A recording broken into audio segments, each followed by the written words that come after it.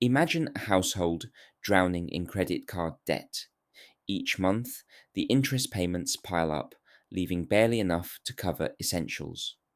Every financial decision feels like walking a tightrope with no safety net in sight.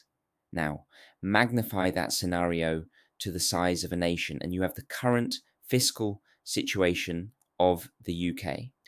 The numbers are staggering, but the implications for every household, business, and future generation are even more dire.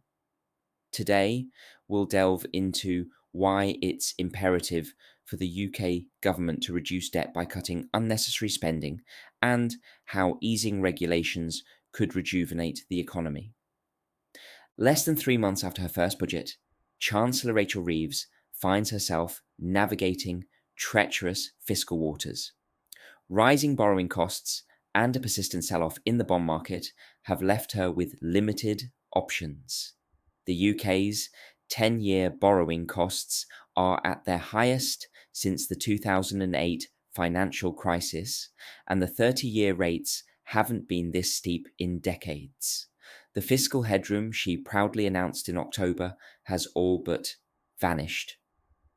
Interest payments on government debt now exceed 100 billion annually, a sum that could have gone into education, healthcare, or infrastructure. How did we get here? Part of the blame lies in external factors like global inflation and the impact of US policies. But closer to home, the UK's economy has been shackled by excessive spending and overregulation.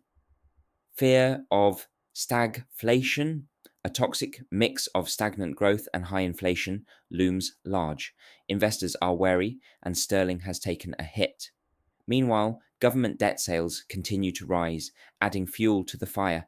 This isn't just a spreadsheet problem, it's a problem that affects every corner of society.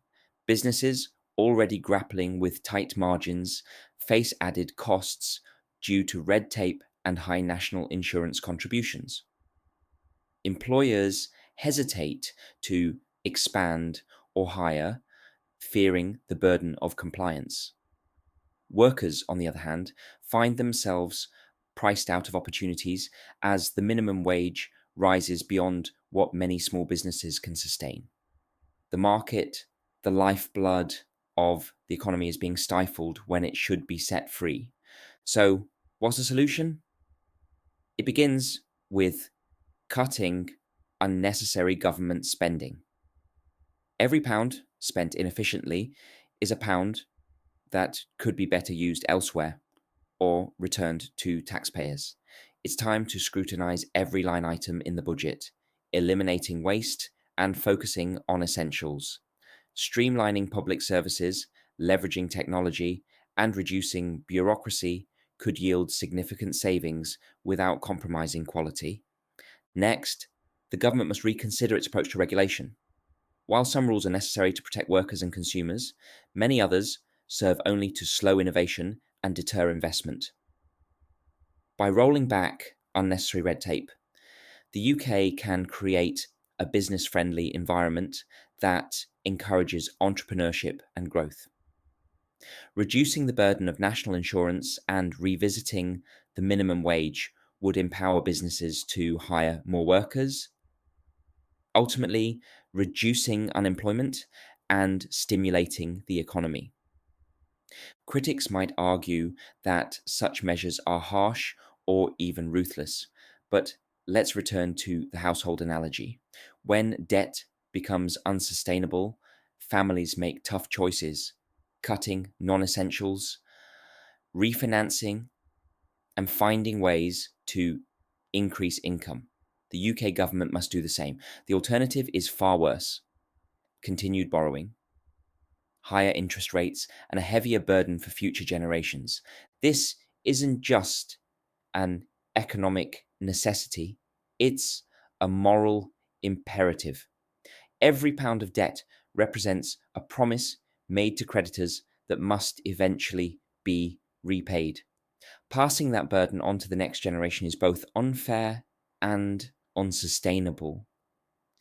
By taking decisive action now, we can lay the groundwork for a prosperous future.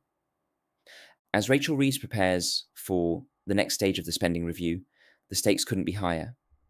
The choices she makes will determine whether the UK economy continues to stagnate or begins a new chapter of growth and resilience. Cutting unnecessary spending and letting the market operate with fewer restrictions isn't just good economics, it's common sense. Let's free the market. Let's reduce debt. Let's unleash the full potential of the UK economy.